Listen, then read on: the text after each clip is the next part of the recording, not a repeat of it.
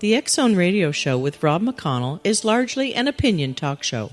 All opinions, comments, or statements of fact expressed by Rob McConnell's guests are strictly their own and are not to be construed as those of the X-Zone Radio Show or endorsed in any manner by Rob McConnell, rel-mar McConnell Media Company, the X-Zone Broadcast Network, its affiliated networks, stations, employees, or advertisers.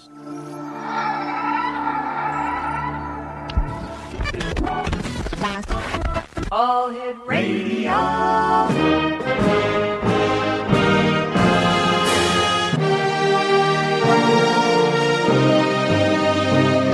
Welcome to the X Zone, a place where fact is fiction and fiction is reality. Now, here's your host, Rob McConnell.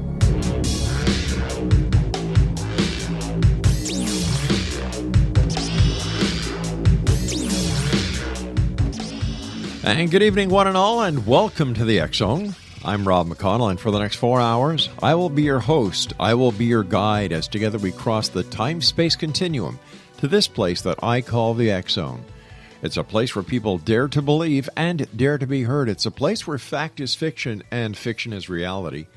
And the X-Zone comes to you Monday through Friday from 10 p.m. Eastern until 2 a.m. Eastern, right here on the X-Zone Broadcast Network, Talkstar Radio Network, Mutual Broadcast Network, and iHeartRadio.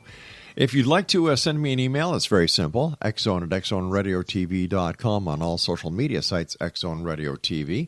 And to find out about the programming we have available for you 24/7, 365 on the X-Zone Broadcast Network, visit www.xzbn.net.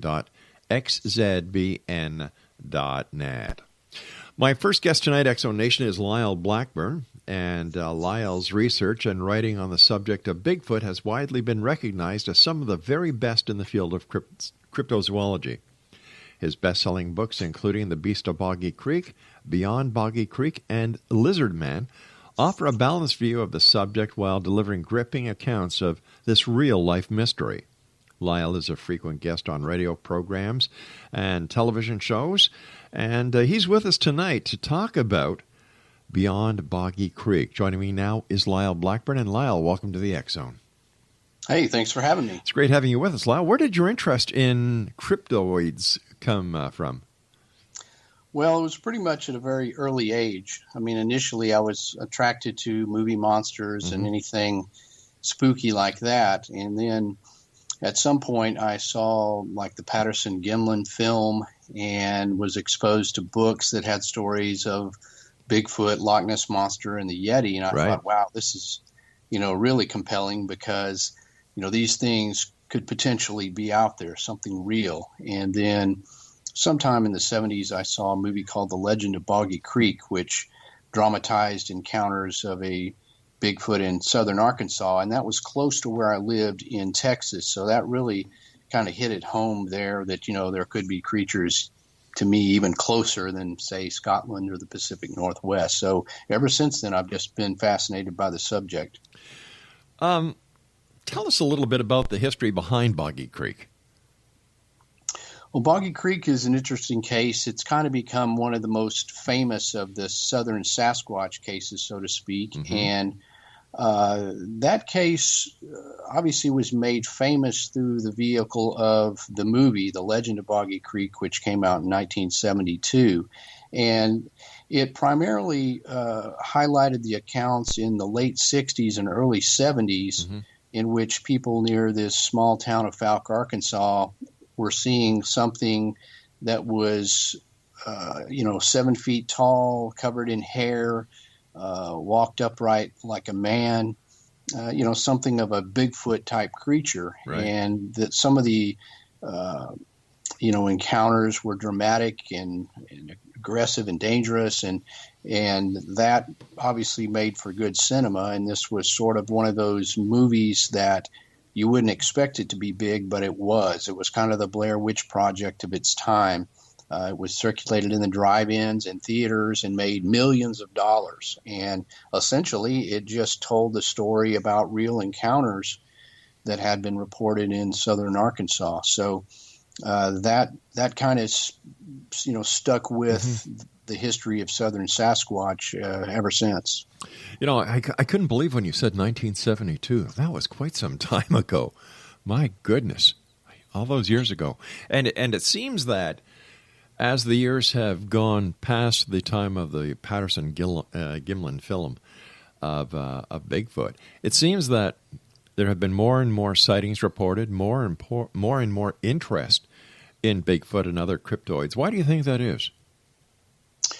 I think it's something that's just timeless. People obviously, love a mystery. And I think people also can appreciate that perhaps there is something out there that we haven't discovered, something yet to unfold. And I think this is something that, people will look into, and new people will join in and try to learn about the subject. And it's just some part of our human nature, that perhaps just on the fringes of our consciousness, something out there that we cannot explain may be lurking. And so I think it's a subject that even if, cryptids or Bigfoot is never quite fully explained or proven, there's still going to be an interest in that. Let me use an analogy. You've got everybody in the UFO community talking about disclosure, how close we are to finding out who, what, when, where, why about UFOs are. How close, in your professional opinion, are we to finding out who, what, when, where, why, and how of Bigfoot and other cryptoids? Well, I mean, for a lot of the time, I almost expect that the next day, just any day, something will come in, some definitive proof, a body, something that can, be studied with DNA and be proven positive. Because, of all the interviews and all the sightings and all the evidence that I come across, there are some compelling pieces that, in my mind, keep the possibility alive. So, and given as much as I see, I think, man, it's just any day now, something's going to turn up. Based on your experience, what is the most compelling case or point of evidence that you have either heard, seen, or are aware of that to you is irrefutable proof of the existence of these cryptids, Bigfoot, Boggy Creek Monster, and so on? Well, to me, I think, arguably the term irrefutable, but at least evidence that, suggests that something can be out there enough to keep us on the trail. Right. And I think for me, as far as Bigfoot, some of the footprints are the most compelling. These are, somewhat physical pieces. We've got casts and track castings, and there's been a number of those that have surfaced over the years, the quality varying. But there's one, for example, that I discuss in my book that was found in Georgia. And Georgia has a history of Bigfoot sightings. There's a lot of forestry out there. And there was a particular track found back in the 90s by a deputy sheriff out there near this place called Elkins Creek. And the track is huge. It's obviously not human.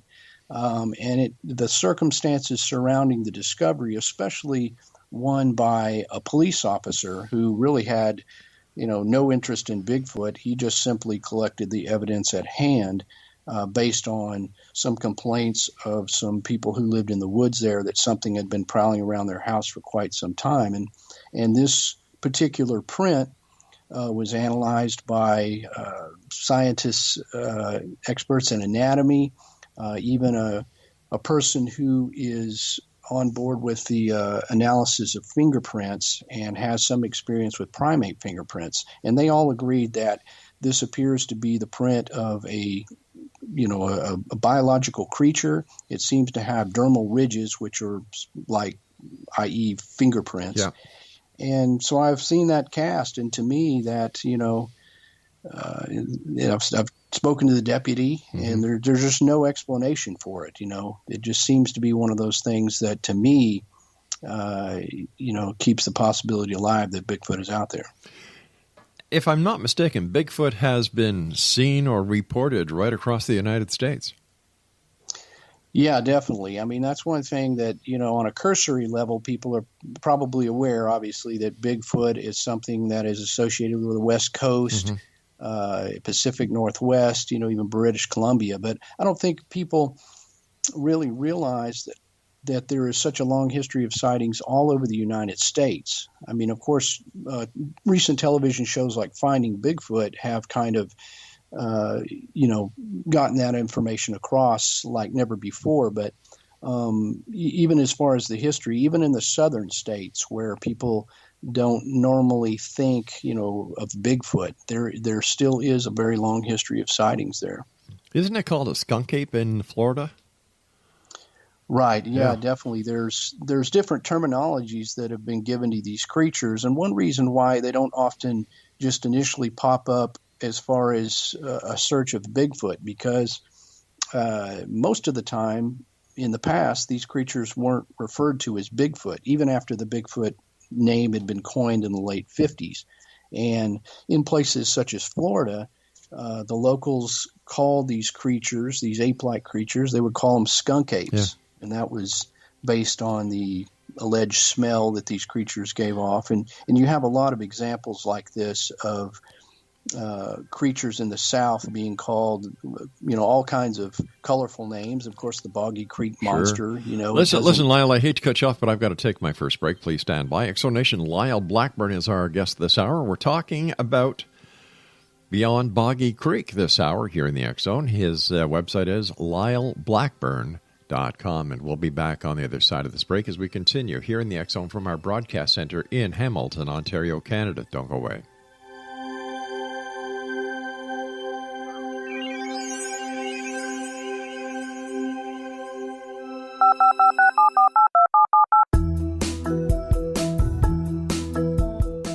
Did you know that when you're on the road with limited data or Wi-Fi, you can still listen to the X-Zone radio show with Rob McConnell, The Science of Magic with Gwilda Wiyaka, X-1, Dimension X, Space Patrol, and every minute of the X-Zone broadcast network by calling 213-401-0080, courtesy of Audio Now. No smartphone, app, or internet needed. It saves your data plan, and it's free if you have unlimited minutes. Call 213-401-0080 to listen on any phone, anytime, anywhere. Remember, 213-401-0080 for the best of the paranormal, parapsychology, and sci-fi radio programming anywhere, 24/7, 365.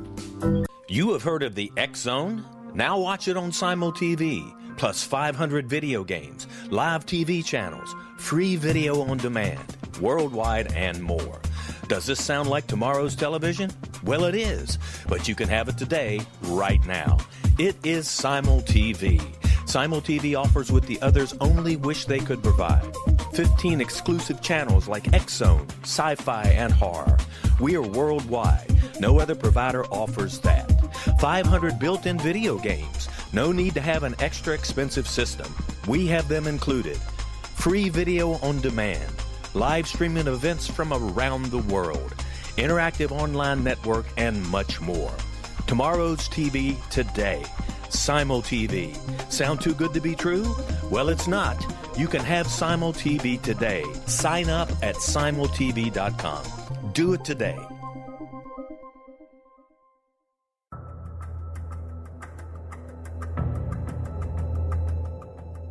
Modern Esoteric, Beyond Our Senses by Brad Olson, consummates the lifeology story about where humanity originates. It is the lost continents, the primitive wisdom, the mythos of creation, and the rethinking of ancient history as we are taught in academia. There is much more to the story than what we have been told. As this is the first book in the Esoteric series, Modern Esoteric starts at the beginning of time and accelerates up to this modern age. Future Esoteric is book 2 in the series and takes a forward-looking position ahead of today with an open and honest examination of the ET issue and various unexplained phenomena. To discover the writings of author Brad Olson, visit www.bradolson.com. That's www.bradolson.com. BigfootBookTalk.com.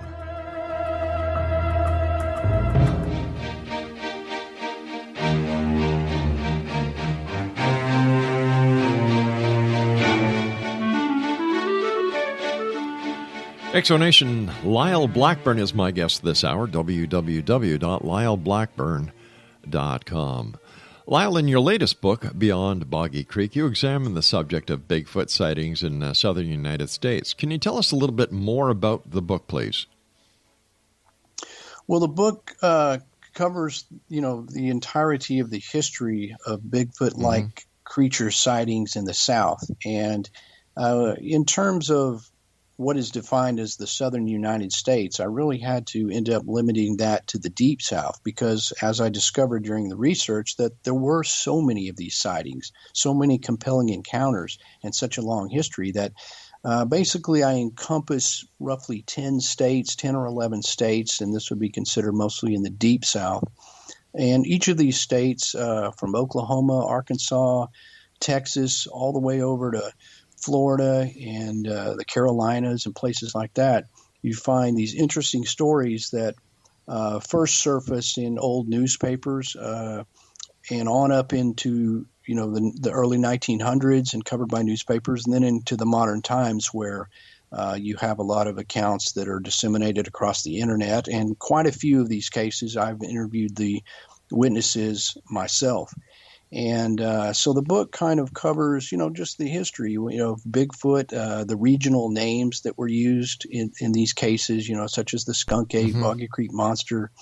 And, I tried to in my book, I don't try to necessarily sell you on believing in Bigfoot. I just simply report what has been reported, report the eyewitness encounters, and examine some of the better pieces of evidence throughout that, and sort of throughout the book, I sort of use, I don't go necessarily state by state, but I follow waterways and different types of terrain to sort of navigate through all these years of Bigfoot history. Are there a lot of similarities in the sightings across the United States and within your book? Are there common threads that you as an investigator and a researcher have been able to use to further the research that you've obviously spent a lot of time doing? I think there is some commonality. I mean, you see some differences. For example, the Bigfoot of the Pacific Northwest and the northern states tend to be described as being larger, perhaps bulkier, whereas in the South you get a little bit of a smaller description, often a little more unkempt, a little more aggressive in the South. And, this could be perhaps due to the environment. I mean, obviously it's hotter here, and, you would have some differences as these creatures would be spread around the different terrains of the U.S. As far as commonality, you just find that in most cases, the sightings are brief glimpses. People see these things, but it's not long exposure. They're not posing for pictures. They're just a chance encounter. And you see the commonality of these strange encounters across the board. And I think that in some cases where you do have particular descriptions being, say, more primate, you find that the witnesses in that area typically have the same similar descriptions. And you would think if these people are simply making it up, then how would they know to note these particular characteristics of the creatures indigenous to that area? So that's always a compelling thing. What do we know about the lifestyle of Bigfoot, its social environment, how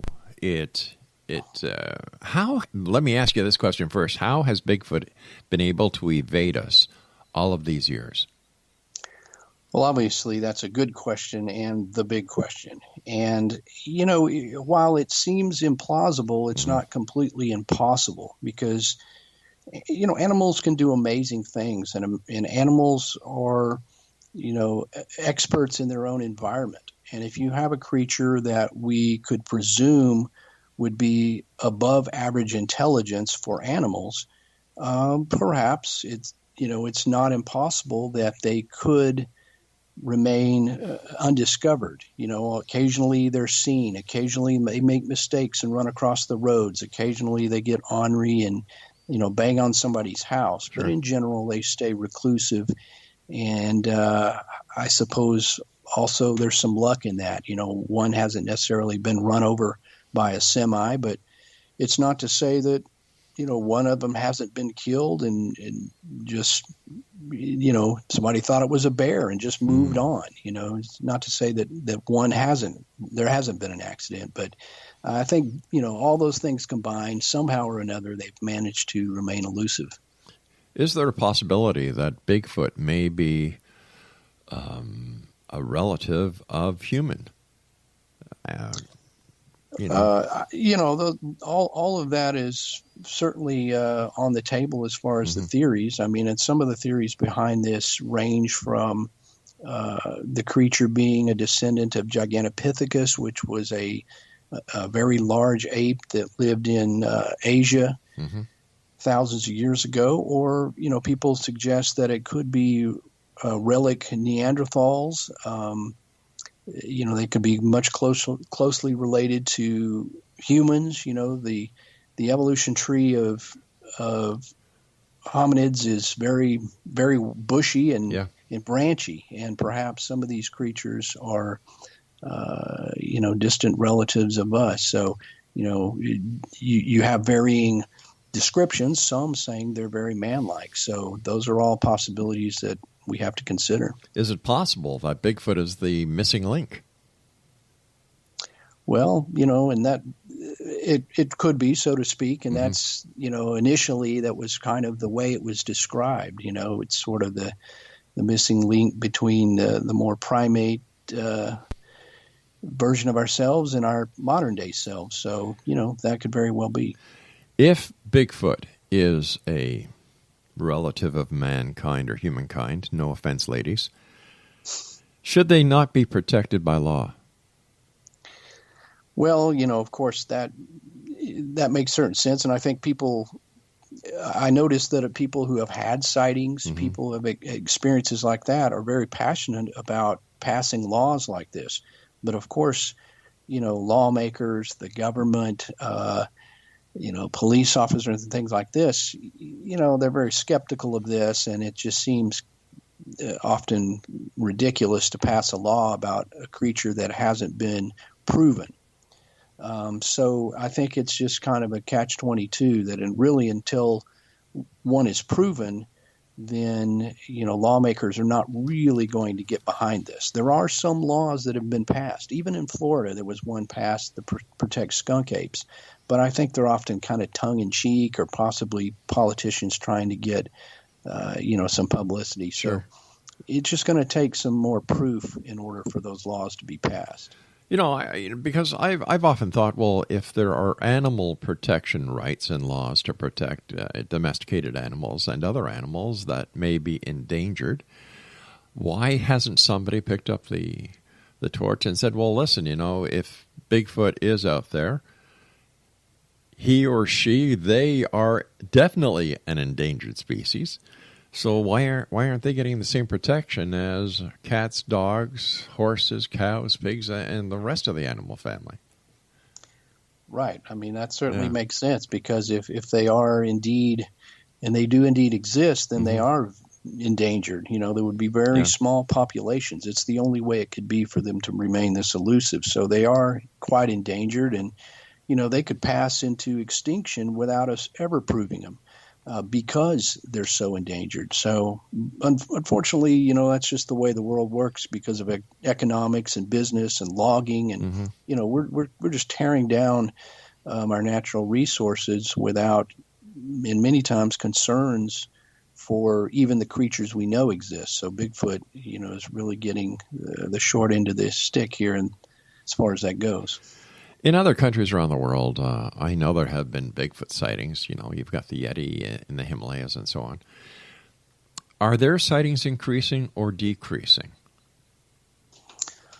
I think that sightings have increased, but I'm not sure necessarily if that's because these creatures are being seen more often, or It's just that it's easier to disseminate these sightings on the internet, and it's also more socially acceptable to say you've seen a creature like this. There's been so many shows, Finding Bigfoot, things like that you can see where you say, well, these people don't seem crazy and they saw something. Maybe it's okay for me to tell what I saw.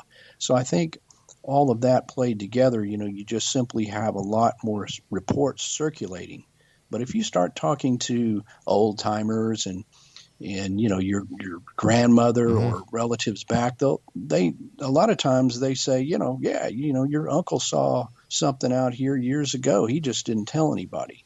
So, there's more sightings, but I'm not sure what to attribute that to necessarily.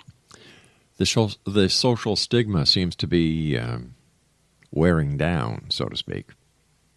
Yeah, absolutely. I mean, I think very much so. And I've, even in the time I've been investigating over the years, I find it easier to get people to talk these days than I did, earlier on and, nearly a decade ago, because of that reason. So it helps me to field reports, and I can be the one that can determine whether these reports are credible or not. It's just good to get those reports to evaluate them.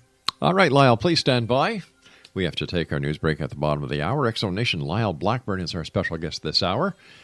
And we're talking to Lyle about, amongst other things, his new book entitled Beyond Boggy Creek. His website is www.lyleblackburn.com. And Lyle and I will be back on the other side of this break as we continue here in the X-Zone with yours truly, Rob McConnell, from our broadcast center in Hamilton, Ontario, Canada. Don't go away.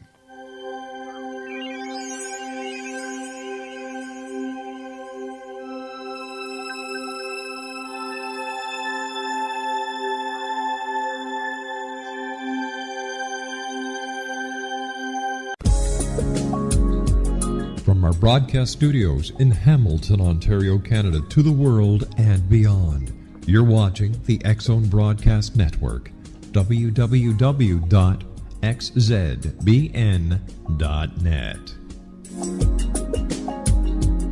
AVS Media Demo.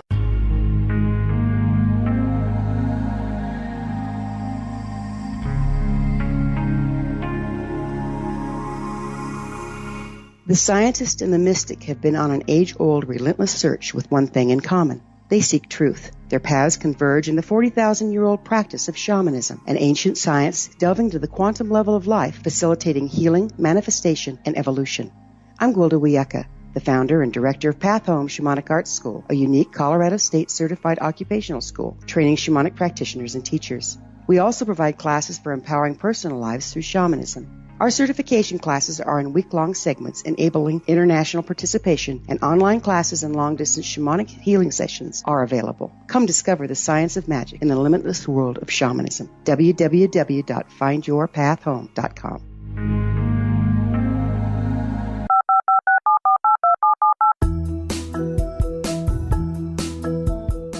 Did you know that when you're on the road with limited data or Wi-Fi, you can still listen to the X-Zone radio show with Rob McConnell, The Science of Magic with Gwilda Wiyaka, X-1, Dimension X, Space Patrol, and every minute of the X-Zone broadcast network by calling 213-401-0080, courtesy of Audio Now. No smartphone, app, or internet needed. It saves your data plan, and it's free if you have unlimited minutes.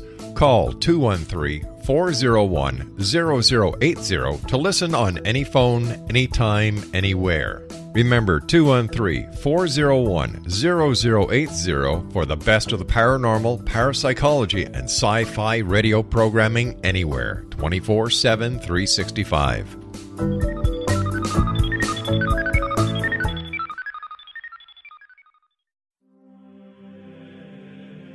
Rob McConnell here, presenting an overview for Nicholas Paul Jennings, author of a fascinating book, Amen. It presents facts revealed by Egyptologists, facts that enable us to understand why Amen is the beginning of creation of God.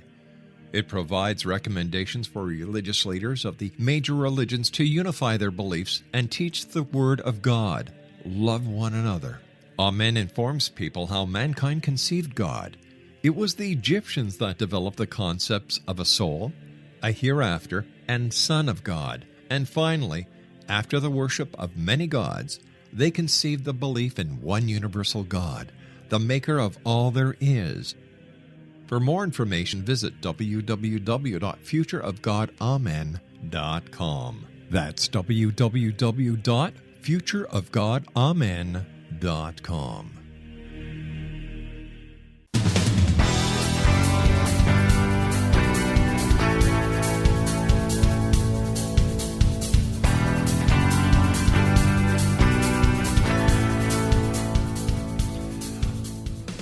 Welcome back, everyone. Lyle Blackburn is my guest this hour, www.lyleblackburn.com.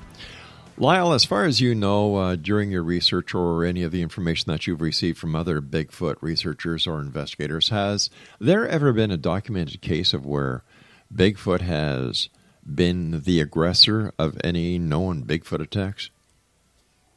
Yes, there are, a handful of those. While the majority of the sightings or reports, are cursory encounters with these creatures, there are some that suggest that these things can be aggressive, and there's even rumors that Bigfoot has killed people on occasion.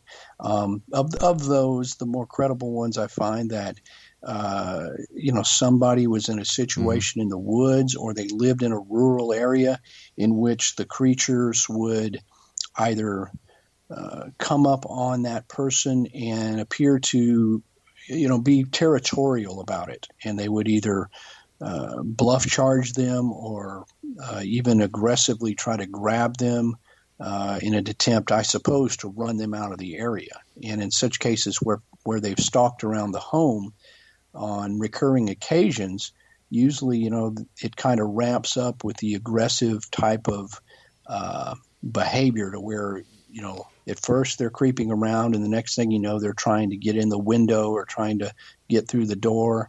And there's been, in my book, Beyond Boggy Creek, I have even a section on aggressive accounts, because a lot of these have occurred in the southern states. And there's just some mind-blowing accounts where creatures like this had tried to get into people's houses, where they tried to pull people from cars.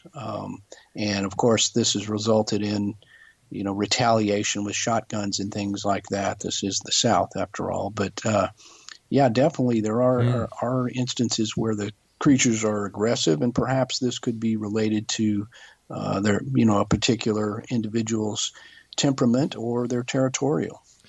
Have there been colonies, or I shouldn't say colonies that have been found where Bigfoot is living, but abandoned colonies where Bigfoot has resided with other members of the Bigfoot community? And if so, what can you tell us about them? Well, there are things that have been found called nesting sites, for example. And some of those nesting sites, there are some in the state of Washington that they found a number of these nests that there's no explanation for. They most resemble the gorilla nests. There's been some hairs picked up, and there's still some analysis going on about that. But there's a group called the Olympic Project that is looking at that. And that's the best case where you appear to have these, like I say, colony sites or just bedding areas where a number of these creatures may have been staying. And it was positioned near food, rivers and places like that. So it was an advantageous position. You've got other scant reports of structures being built, tree structures and things like this, but it's not often that you have a nest. And there are places like barns and things like that where these creatures have been said to live or have been run out of. So I think they're opportunistic in where they would have to weather out storms or sleep during the night, Sure. Could you give us an example or two of one of your of some of your favorite sightings or other stories from the book?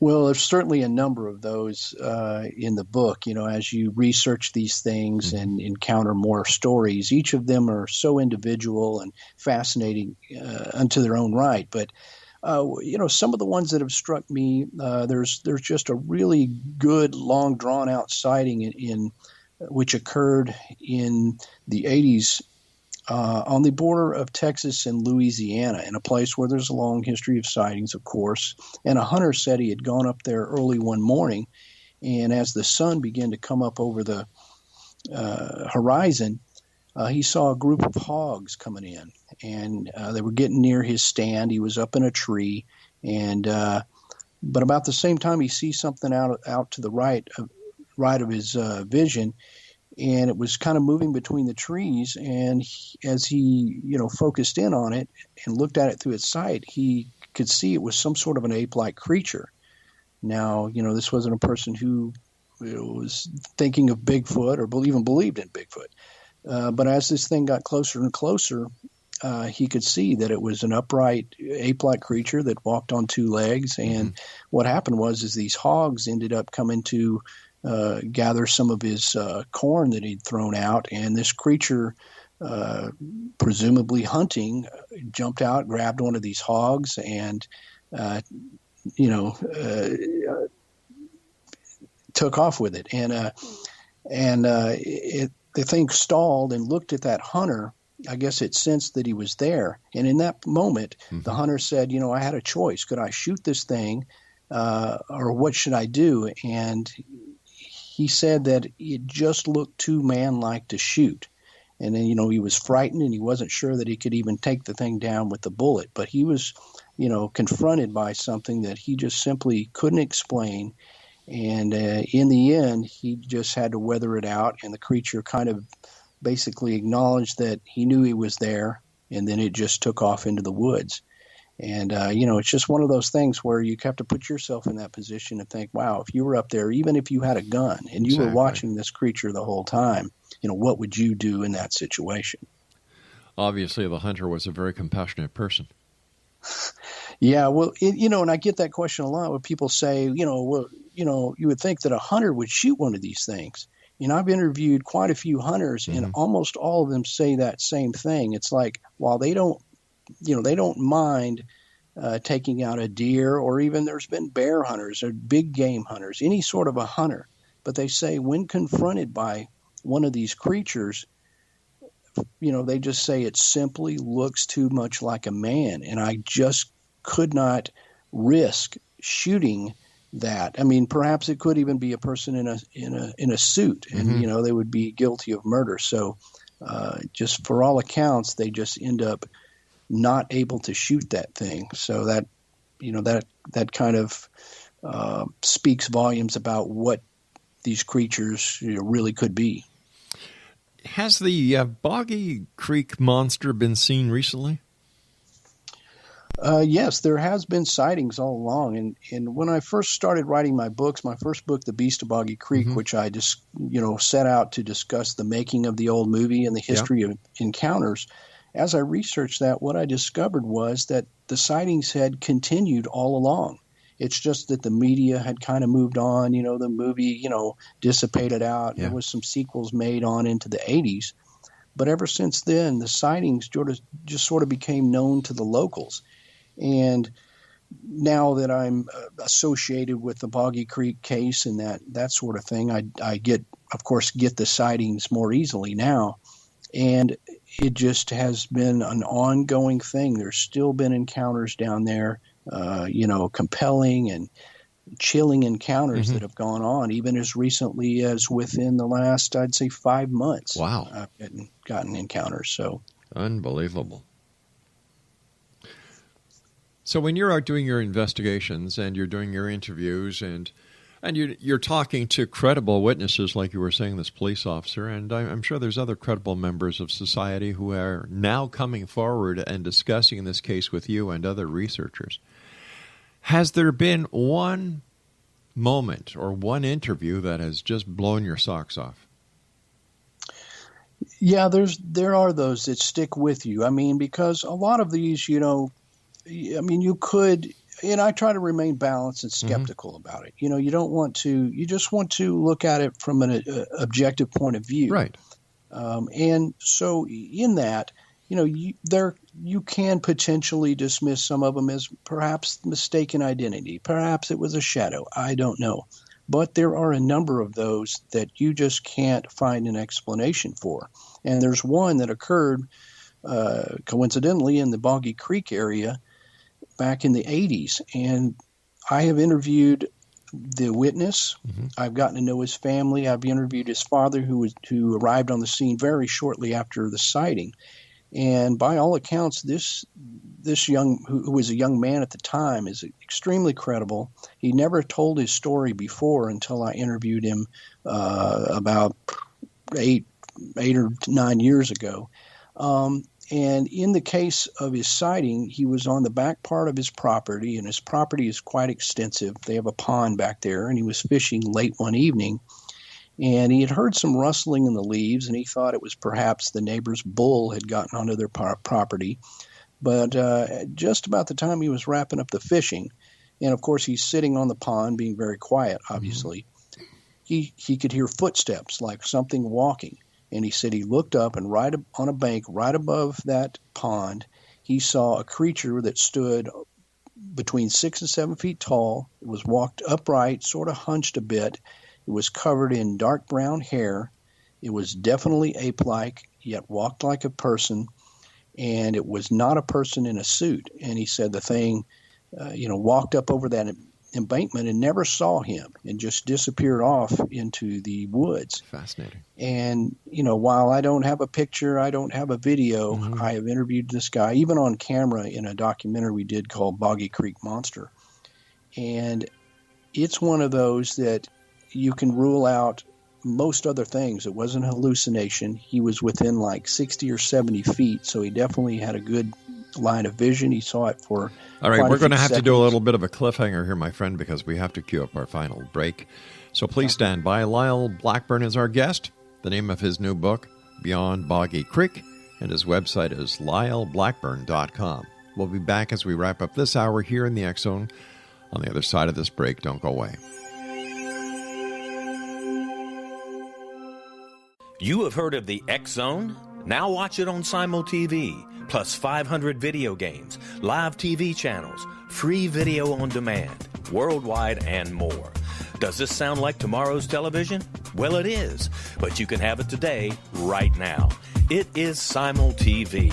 Simul TV offers what the others only wish they could provide. 15 exclusive channels like X Zone, Sci-Fi, and Horror. We are worldwide. No other provider offers that. 500 built-in video games. No need to have an extra expensive system. We have them included. Free video on demand. Live streaming events from around the world. Interactive online network, and much more. Tomorrow's TV today. Simul TV. Sound too good to be true? Well, it's not. You can have Simul TV today. Sign up at simultv.com. Do it today. The new nonfiction book, Razor of Madness, is similar to cult movies like Clockwork Orange, Dragon's Tattoo, or The Other Side of Hell. Wayne Morin Jr. and Thomas Lee Howell expose widespread and systematic deficiencies in this thought-provoking tell-all novel. Mind control rages among scholars in law schools. Human rights are ignored while thought reform and mental manipulation are accepted practices used as behavior modification. Dr. Louis Jolyon West comes to mind. Media and public scrutiny shows that United States mental hospitals are in fact destructive murder industries. Razor of Madness expose novel details this epidemic through an in-depth professional and personal investigation. For decades, there has been a revolving door policy that still releases killers and pedophiles back into society. The maestro of mind control continues to haunt America to this very day. Razor of Madness is available in paperback or as a downloadable ebook at Amazon.com. I'm William S. Peckham. If you enjoy a good mystery with a touch of the paranormal, then you'll love my novel, From Out of the Woodwork. It's the story of a young Toronto contractor, Sean Kennedy, who buys derelict homes, guts them, and turns them into multifamily dwellings. Slums just waiting to happen. When Sean buys 29 Livery Lane, the house fights back. Former owners unexpectedly come out of the woodwork as he starts the destruction. The apparitions come to him when he touches old books, reads hidden letters, rummages through old boxes, finds a locket, or reads a discovered manuscript of a murder mystery. From Out of the Woodwork will take you from 1899 to the horror of the World Trade Center, September 11, 2001. Check out From Out of the Woodwork on my website, www.williamspeckham.com.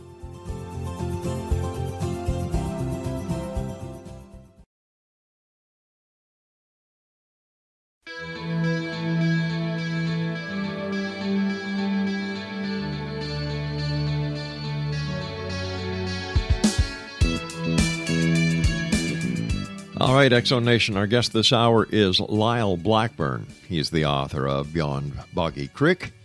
It's a new book out, and for more information about Lyle or how you can get your very own copy of this book, go to www.lyleblackburn.com. First of all, Lyle, thanks so much for coming on the show. Great talking to you. I wish you much success with your book. I love the way that you look at things and the amount of research and dedication you have to the as of yet, unproven phenomenon, but I agree with you that one day very shortly, the proof will be there for all to see. I just hope that the circumstances are not morbid. When it comes to sightings of Bigfoot, using the generality of the phenomena, do more men see Bigfoot or do more women see Bigfoot? And on the other side of the coin, does Bigfoot interact differently with men than women? That's an interesting question. I think just off the top of my head, it seems to be about equal somewhat in sightings by men and sightings by women. There's, most of these, a lot of these, you're driving in a car, you see something across the road, you're hunting, there's men and women hunters, or it's seen near rural homes. So it's it's across the board as to who sees this, even, younger people to old people. And the interactions, there's not a lot of long, drawn-out interactions where we can draw a lot of information as to, how they react to men versus women. Although, of course, you have theories that they would be attracted to women or even children's voices, maybe the more playful or lighter nature of these voices that perhaps that could draw them in. And perhaps male voices or male presence could draw out this territorial thing. Right. But, as with most of the Bigfoot phenomenon, most of the Bigfoot research, there's never quite enough case studies or something where we can make very hard, assumptions about this sort of activity. What are the do's and don'ts about looking for Bigfoot? If a group of people decide that, hey, come on, we're going to go to the local forested area where there have been Bigfoot sightings, and we're going to be the people to finally get the smoking gun to present to the world. What would you suggest the do's and the don'ts are?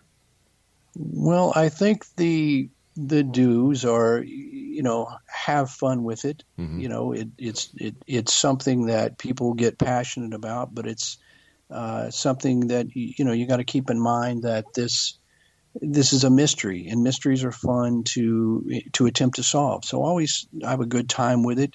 Always know where you're going. I mean, cryptid research involves a lot of times going into the woods, and there's a lot of other things in the woods that could be potentially dangerous, much beyond Bigfoot. So you need to know where you're going, have it mapped, have adequate water supply and survival tools and things like that, and the proper camping gear. And be respectful of people's properties. There's a lot of property lines out there, and you don't want to be traipsing across people's property, things like that. And one thing to do is, have a good quality camera have something to measure with. If you can, have some casting material in case you do find a cast.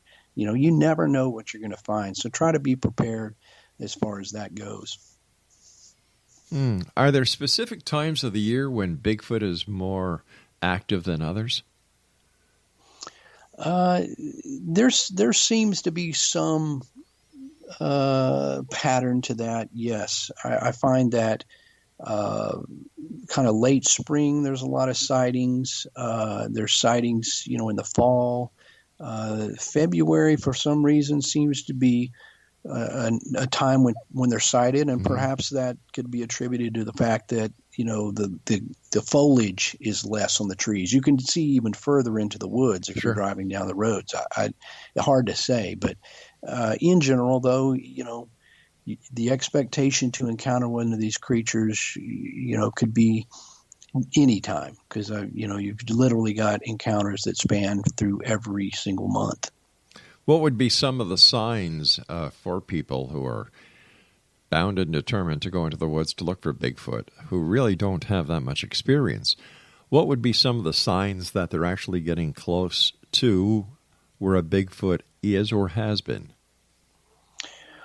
Well, that's a tough one, obviously, because if we knew too much of that, we would be able to track these things down with much more ease. But just think about a place where an animal like that could potentially live. It would need to be woods, heavy woods, places with water, access to water, and the thing I look for a lot is not necessarily looking for Bigfoot, but looking for tracks. If you find muddy areas, keep on the lookout there for tracks. That's where tracks can be left very easily. And if you were to find a track, obviously, or something that you believed could possibly be a Bigfoot track, well, you're on the right track, and that would be a place to frequent and to continue your research. Other things, it's just they're just very elusive and don't leave many signs in the woods. So there's not going to be a breadcrumb trail left by these creatures at all. A lot of it is just simply going to be luck and being in the right place at the right time. There are those within the different paranormal communities that believe Bigfoot is an interdimensional anomaly. There are others who believe that wherever Bigfoot is, there are UFO sightings. What are your views on those statements? Well, I find that as far as the correlation between Bigfoot and UFO sightings, that there are times when there have been flaps of UFO sightings that correspond to Bigfoot sightings. Some of the famous cases, the Missouri Monster, right? For example, you've got those correlations. But the majority of the Bigfoot sightings don't, have any correlating reports of UFOs. So, you can't draw a definite parallel between those. And I've rarely read, if I know of any, where Bigfoot creatures are seen actually getting off of such a craft. It's more like, well, there was reports of Bigfoot, and at the same time that night, some other people reported a UFO. As far as the theories that they could be interdimensional or extraterrestrial or any of that, I think just the nature of this raises these kinds of hypothetical theories, because it's hard to explain. It becomes hard to explain how they could be so elusive. So I think it's natural that people are going to have their opinions and bring up these points as the possibilities to explain the presence of the creature. So I never discount anybody for their theories. All is on the table until we have further solid proof, and then we will be able to know the answers. With all the information that is available on the internet today, there is a lot of credible information done by credible researchers like yourself and Jeff Meldrum and so on, and the list goes on and on and on.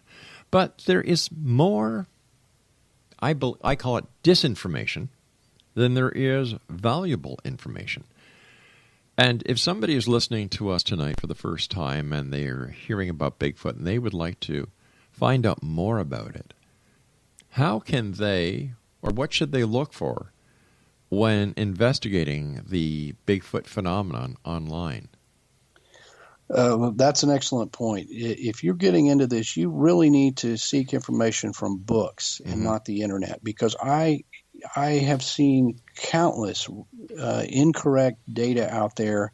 Things people just don't read or research. They will repost on something on a blog that was incorrect from the get-go, and then that's posted on 4 or 5 more blogs, comments and things like that.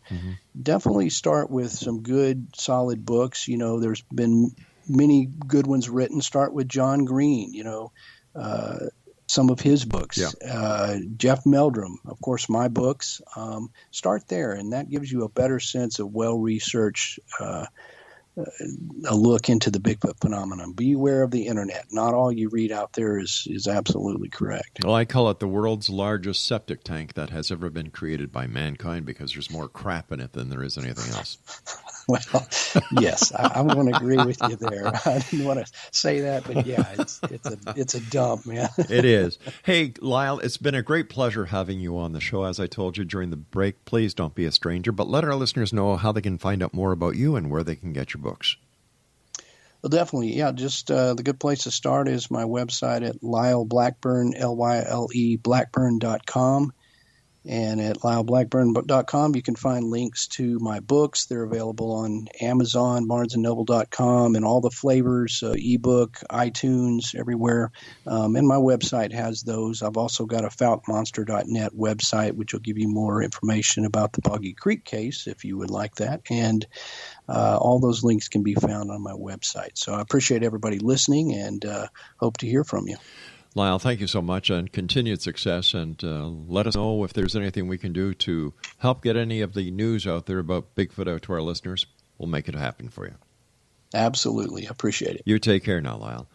Exonation, Lyle Blackburn has been my guest this hour. Very informative young man. His newest book is entitled Beyond Boggy Creek. His website is lyleblackburn.com. I'll be back on the other side of this break at 6.5 minutes past the top of the hour as we continue here in the X Zone from our broadcast center in Hamilton, Ontario, Canada. Don't go away.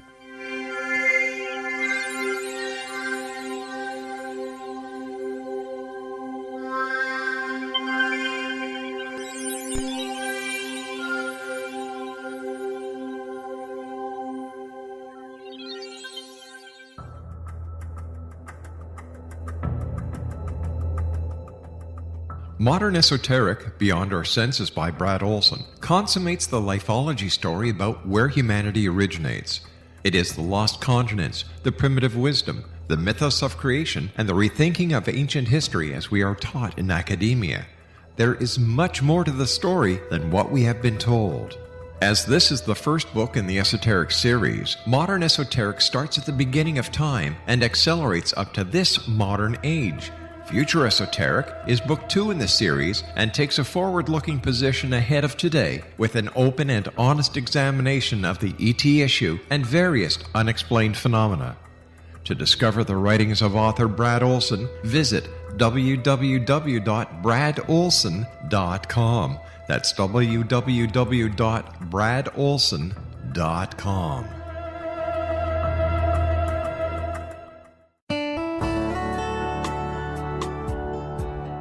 Are you or is someone you know struggling with addictions, depression, anxiety, relationships, low self-esteem, lack of confidence, grief, success, and prosperity?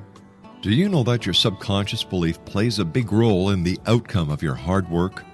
We can help you permanently change the beliefs that may be the reason for your struggles and failures. We care about getting you the return on your investment and the results you are looking for. We can help you be free of the limitations of your past and in realizing your highest potential. We work with people by phone and Skype.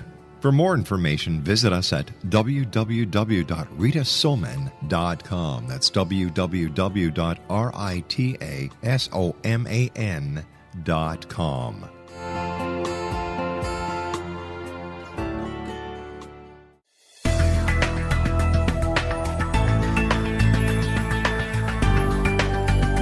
Do you think you have energy problems in your home? Do you feel better when you're away than when you're home? Joey Korn is a global leader in the world of dowsing who specializes in personal energy clearing and space clearing. He can help you create an ideal energy environment in your home no matter where you live in the world. Learn about his remote spiritual house cleaning services and much more at www.dowsers.com. You can get Joey's book, Dowsing, A Path to Enlightenment, as well as other dowsing books and tools, Kabbalah books, and Walter Russell books. Joey's work is really amazing. Go to dowsers.com right now. That's DOWSERS.com or call 1-877-DOWSING. That's 1-877-369-7464.